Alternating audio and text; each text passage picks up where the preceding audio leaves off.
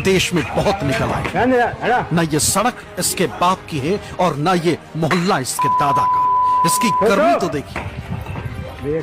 पता नहीं इस मुल्क को हुआ, टोपी देखी और शुरू हो गए। इसके एक एक थप्पड़ का हिसाब लेंगे, लेकिन सबसे पहले इसका परिचय करा देंगे। इसका नाम अक्षर उर्फ छोटू है।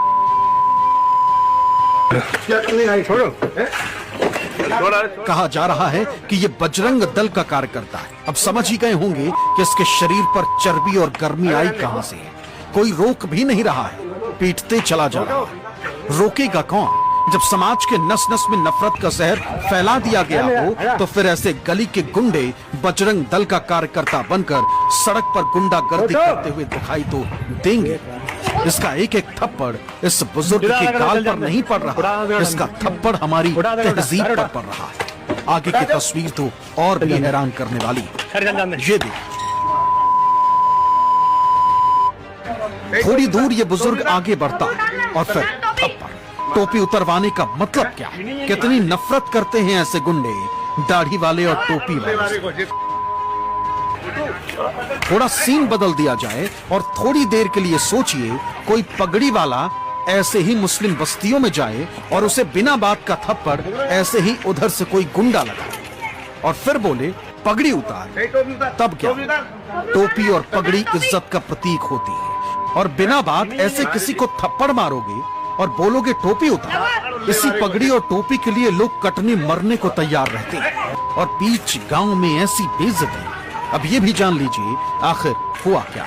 फ्लैशबैक में आपको लेकर चलते हैं।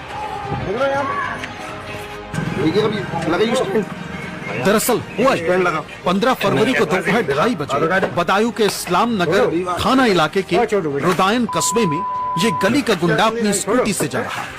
ये तीन यहाँ सड़क पर आपस में बात कर रहे थे। इसने स्कूटर की हॉर्न बजाई। आरोप है कि इन तीनों ने इसके हॉर्न को अनसुना किया। बस इसी बात पर ये थप्पड़ पर थप्पड़ मारना शुरू कर देता है। अब यहाँ सीन बदल देते हैं। जरा सोचिए, ये तीन जो देखने में ही अलग अलग धर्म मजहब के दिखते हैं, अगर इस गुंडे के मजहब के होते तो क्या ये इतनी हिम्मत दिखा पाता?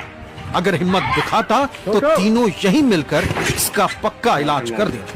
लेकिन इसको पता है कि टोपी वाला दाढ़ी वाले के खिलाफ एक माहौल बना हुआ है। इसे मारेंगे और पीटेंगे तो कोई क्या कर लेगा। लेकिन ऐसे गुंडे आखिर भूल कैसे जाते हैं कि सूबे के मुखिया योगी हैं। अब्दुल सलाम नाम के पीड़ित शख्स ने FIR दर्ज कराई। हम किसी मदरसे के काम पे गए हुए थे रुदान। जैसे हम रुदान में घुसे तो हमें एक लड़के ने देखा, उनके